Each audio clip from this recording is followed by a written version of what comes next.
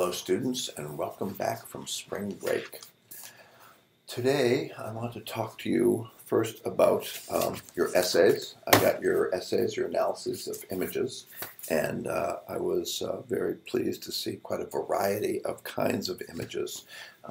Several people actually took a rather political approach, and then a couple of them were rather moving. There's one of the falling man from post 9/11, or the 9/11 attack, which is just an incredibly moving image. A couple people took a commercial approach. Megan did a French McDonald's ad, and Andrew did the evolution of the Eagles logo. So I look forward to reading these. Once I have read them and marked them up, then what I'll do is I will create a video in which I put up the image that you had included in your analysis and talk a little bit about what each of you said about it. I was not surprised to see most of you used the Lester six perspectives approach, which I want to hear back from you soon about how easy or hard you found that, but I think most people find it quite useful. It's a very common sense approach to looking at an image. All right, so there are two items, visual communication in the news this week. So once again, I put them at the top of the list of visual communication in the news for 2018. The first one has to do with the clothing retailer H&M, which once again has got itself involved in a sort of political relations nightmare of sorts. They shot an ad, and the background of the ad was a graffiti mural. And the graffiti artist said, all right, cease and desist. That's my intellectual property, and I didn't give you permission to do it, and I am not in the business of promoting H&M clothing brand. H&M responded by saying, well, you can't copyright it because it's graffiti, it's illegal, and you cannot copyright anything that's produced illegally. And then in response, several artists said, okay, that's it, we're boycotting H&M. So then H&M reversed itself and said, no, we got it wrong. And so at this point, it's not even known for sure whether H&M is still engaged in some sort of a lawsuit with the graffiti artist. But it brings up some interesting questions about intellectual property and images, and one of the topics that you'll be reading about for before next meeting is the public sphere.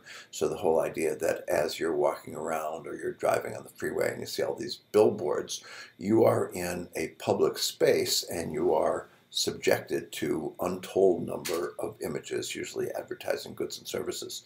And so just sort of who owns that public sphere is fairly interesting. If you looked at Naomi Klein's No Logo video, she talks about that and the idea that once upon a time there was a true public sphere, and now that a place like Starbucks has replaced the public sphere and is not really public. It's a private place because they can kick you out and then they can subject you to the ads that they want you to consume there and prevent you from engaging in certain kinds of activity and speech within their private business. So the other one was a news article about Norman Rockwell's 4 freedoms, and I have a graphic of that I'll bring into this video once I've recorded it, and so it'll be there for you to look at as I'm talking about it. But FDR, before the U.S. got into World War II, before the bombing of Pearl Harbor, FDR gave a speech in which he articulated the 4 freedoms, and there was freedom from want, freedom of speech, freedom of want, freedom of religion, and freedom from fear. And so Norman Rockwell, who was a very accomplished artist, and he was a commercial artist. A lot of what he did were things that ended up on the front page of Saturday Evening Post. And there are these nice American homey images of teachers and Boy Scouts and people fishing and you name it. Well, he became very much sort of involved in producing images and posters that ended up helping the war effort. So it turns out the posters of the 4 freedoms that Norman Rockwell produced, once we entered the war in December, those things ended up being sold as posters to raise money for war bonds, and those 4 images produced about $130 million worth of funds for the war effort. So it brings us to this notion of images for propaganda.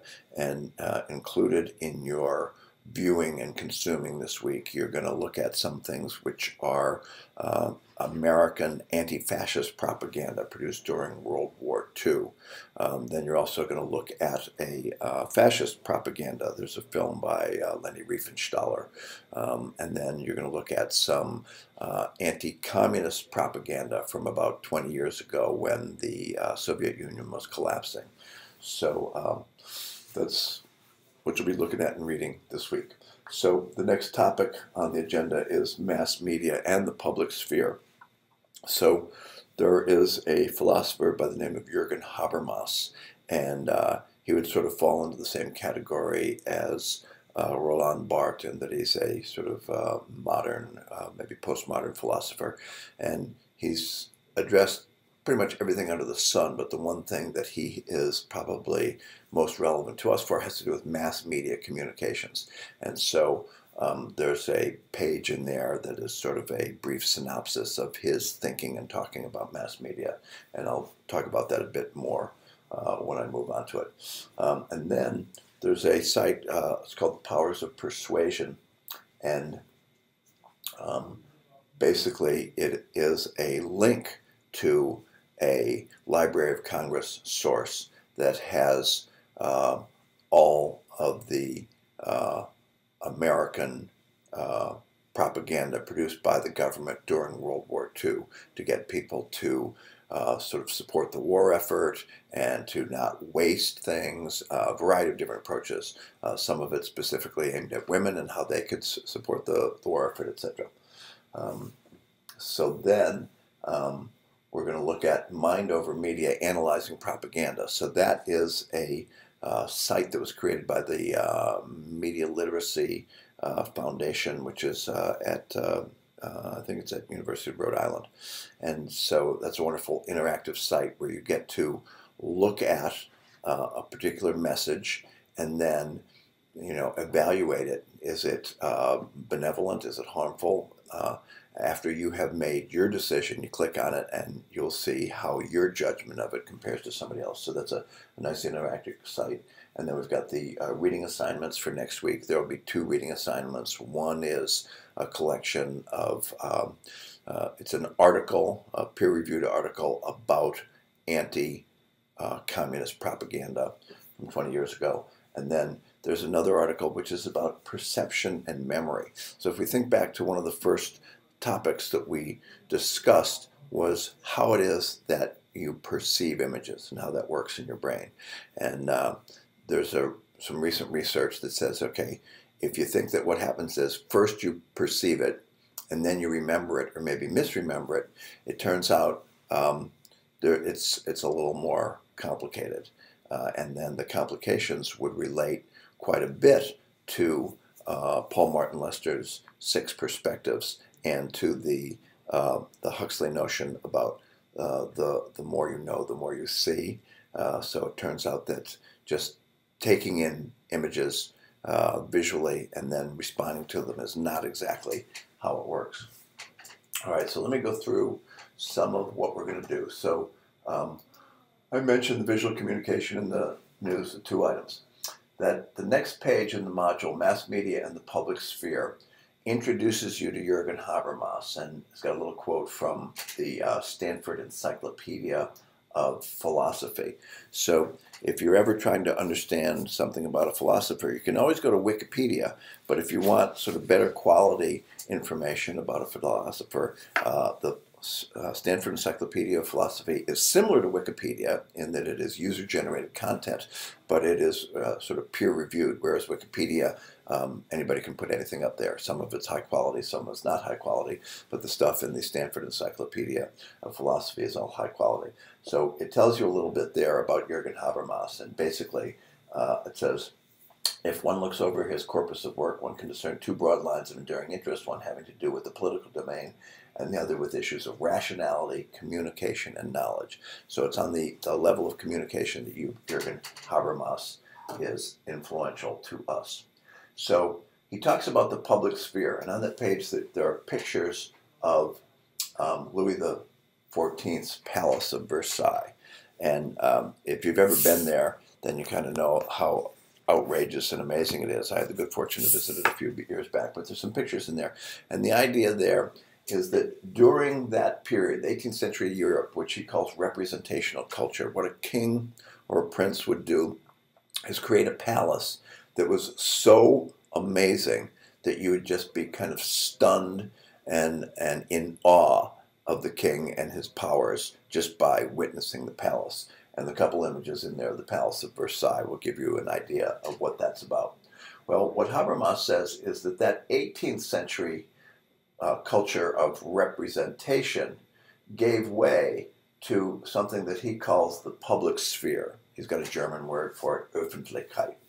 And so this is more about things like the Masonic Lodge and the London Coffee House in Philadelphia. So now, instead of having this one fabulous space created by the king where everybody else gets just to look at it and be in awe of it, now you've got these kind of public places where people get together and banter ideas back and forth. And so one of the differences between the representational culture, where one was active and the other was passive, this public sphere basically is a dialogue between people. So if you think about the history, the founding fathers of the United States operating in their coffee houses in Boston and in Philadelphia, and what they're doing is they're thinking about, hey, we got this King George over in England and he's giving us kind of a raw deal here. What are we going to do about this? So one of the things that Habermas claims is that the eventual decline of the King of France had to do with moving from representational culture to a public sphere, and that's what allowed for the French Revolution. And so then in that article it goes on, and there's a still image from Leni Riefenstahl's Triumph of the Will. So that was sort of an amazing moment in history when the Third Reich came to power and took over sort of the will of a large mass of people and was able to direct it in one effort with catastrophic results and sort of leading to World War II. And so we'll talk about that when I get to the particular page about Leni Riefenstahl's movie. You'll have some particular spots where I'm suggesting you take a look at those images there. But it's an example of how images can be used for propaganda in a way that can be very powerful upon people because they're operating sort of on an unconscious level. And so then a little further down, you've got this box, and it's explaining how Habermas, his theory of communicative action, is based upon Talcott Parsons, who is sort of one of the fathers of sociology, and he's got this AGIL paradigm, A-G-I-L, and those things stand for adaptation, goal attainment, integration, and latency. And so there's a little box that explains it, and in a sort of one of the simplest possible cultures in which this could be explained, he uses the hunter-gatherer community. And so I'll just read that here. It says, the four parts of the AGIL paradigm four functions aim to be intuitive. For example, a tribal system of hunter-gatherers needs to gather food from the external world by hunting animals and gathering other goods. So that's the adaptation motion, where they're basically harvesting natural resources, or they're producing commodities. They need to have set of goals and a system to make decisions about such things as when to migrate to better hunting grounds. So that's the goal attainment level. And so in a more advanced culture, you get political offices, but the idea is that a community will have common goals. And then the tribe also needs to have a common belief system that enforces actions and decisions as the community sees fit. So that's where we get religious systems, and Habermas would say, and that's where mass media enters. So just like, in a simpler society, the religion of a given community or culture would give people a set of rules to live by. It's quite possible that much of that now has been replaced by mass media, has replaced much of that function about how we should be, right? The tribe also needs to have common beliefs that enforces actions and decisions as the community sees fit. Finally, there needs to be some kind of educational system to pass on hunting and gathering skills and common belief systems. And that in that category, we have family schools. If these prerequisites are met, the tribe can sustain its existence. So that's where Habermas took an idea from a previous sociologist and said, this is how a community can stay alive. And the whole thing, all four parts of it, is considered to be his theory of communicative action. All right? So then there are people who are critical of Habermas. There's a couple of them mentioned at the end of that page. Several noted academics have provided various criticisms of Habermas's notion regarding the public sphere. John B. Thompson, a professor of sociology at the University of Cambridge and a fellow of Jesus College, has pointed out that Habermas's notion of the public sphere is antiquated due to the proliferation of mass media communications. So it's quite possible that Habermas's public sphere made good sense maybe early to mid 20th century, but now because of the evolution of mass media communications, some of his ideas might not hold true anymore.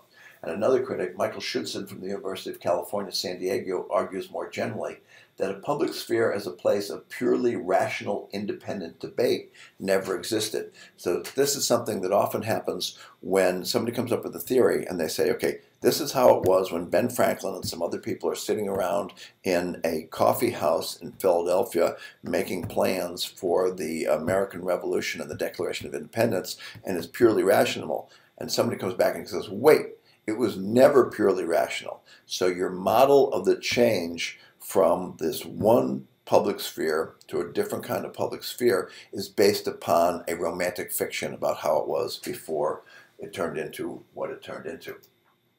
Okay, so the purpose of all that public sphere stuff is to give you sort of a theoretical background within which to think about the powers of persuasion. So the next page talks about the National Archives' power of persuasions. There's a link there, and it will take you to this two-part thing, which is basically the propaganda, the American-produced pro-Allied forces propaganda during World War II.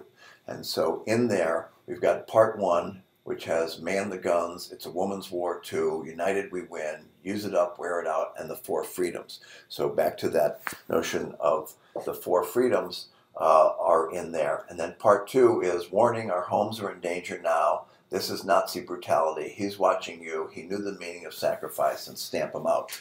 And so what these are, they're remarkable posters. These are posters made by sort of the most talented and sort of brilliant graphical artists of the day who have been engaged by the government to produce posters that have images and text generally. I doubt any of them are just a picture. They're all going to have words.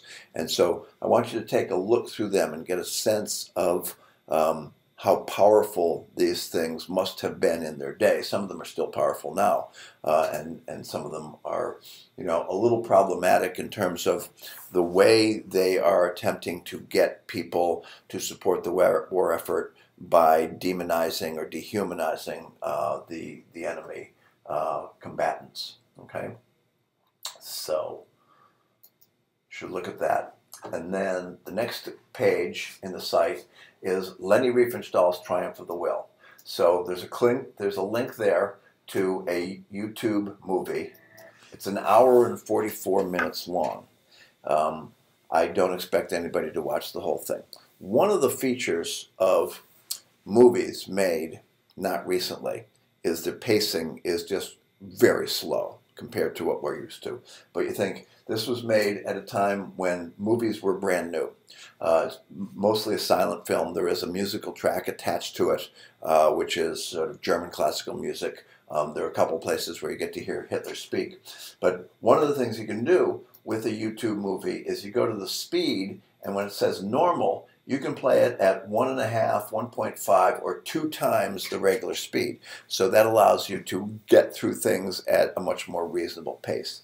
I highly recommend that you watch, I'd say watch it at 1.25 or 1.5 and watch a good few minutes at the intro, okay? There's a title sequence you can skip. It goes up to 2:40. But basically, one of the interesting things about the title sequence is here's a time when movies are brand new and hardly anybody has been in an airplane. And the beginning of the movie starts shot from an airplane as Hitler is coming into Nuremberg.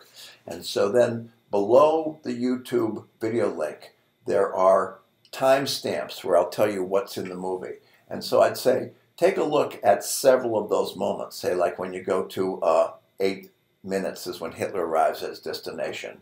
At 12:30 is flags and architecture. 13:40 is church. Then we get drums and bugles, horseplay, accordion, etc. And so each one of these moments is some image that was chosen by this woman filmmaker, Leni Riefenstahl, to evoke in the audience these Germans, particularly, sort of Germans who weren't Jewish or any of the sort of ethnic groups who weren't sort of like purely Teutonic German.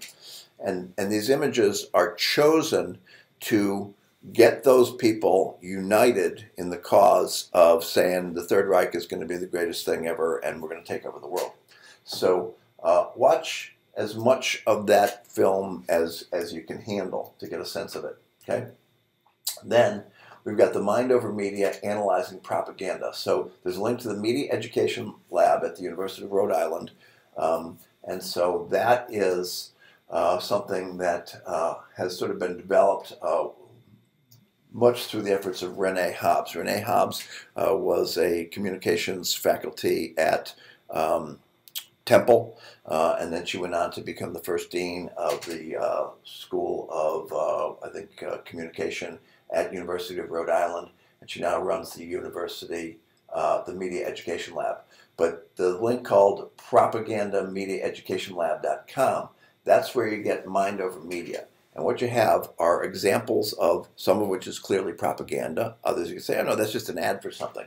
But it's interactive. And so what you can do is you can pick one of 4 different propaganda techniques. So you can choose activate strong emotions, or respond to audience needs, or simplify information ideas, or attack the opponents. And then once you've picked a category, then what happens is you've got samples that you can view, okay? And then what you get to do is you get to watch a sample. So I've got one here. And sometimes it's a still picture, sometimes it's a video. And you watch the video, some of them are quite short, and then you get to rate it from beneficial to harmful. And then once you've rated it, you get to see how you're rating compared to other people who had rated it. And then if you want to, you can put a comment on it. So this is it's a wonderful interactive tool where you get to look at a variety of kinds of propaganda. And some you might look and say, well, that's not propaganda. That's just, that's information. That's clear and accurate information on some topic. Okay? So I'd like you to interact with the Mind Over Media interactions a bit. Then, visual manipulations in mass media. So this is one of your 2 readings, and it's from a 1998 issue of the Journal of Visual Literacy. And I realize it's 20 years old. I looked to find something more recent, but I did not find anything that was quite as good in terms of visual content. Because a lot of these peer-reviewed articles in journals of education or about communication, it's all words and no pictures. And one of the great ones about this is that it has a lot of pictures. So what you have are lots of examples of political cartoons that were produced in Russia and some of the former Soviet satellite countries. And generally these are sort of all anti-communist cartoons satirizing certain aspects of communism. So I want you to look at that, and then I'm probably going to create a discussion board asking a few questions, pointed questions about it, and what you found effective or not effective. Then there is one more reading, and it's perception and memory. And so that link there links to 2 different things. There's a short article from Scientific American that tells you about the article, okay? Tells you what the article finds. And then the other link is the actual article itself. And this is from What is the journal that it's from? Psychological Science, I believe. And so it's talking about the fact that you perceive something and then you remember it. And the length of time between when you perceived it and when you misremember it is about a 20th of a second. So the notion that you looked at a TV ad and then you got it in your head and then you remember it, and maybe a week later somebody says what was in the ad and says, okay, and that maybe your memory would get foggy after a week. No, after 1/20th of a second, your memory is no longer accurate. And so one of the things that opens up the whole question of this notion of sequence of perception first, memory second, might even be open to question. And that then returns us to Paul Martin Lester and Huxley. The more you know, the more you see. It's quite possible that what you know impacts your perception in a way that you can only perceive things that match what you already know. And that becomes a very interesting and sticky philosophical question. Okay? So I think that's the introduction that we have so far. So you can expect 2 things in the coming days. 3 things. One, as I read your analysis of the images, I'll then be creating a video which, because you haven't shared them with each other. So what I'll be doing is creating a video that has the images that you chose, and what I'll do is share with everybody else in the class some of the things that you said about it. That's one thing you'll be getting. The next thing you'll be getting is a quiz on the chapter about perception and memory, and that'll be in Canvas by Wednesday.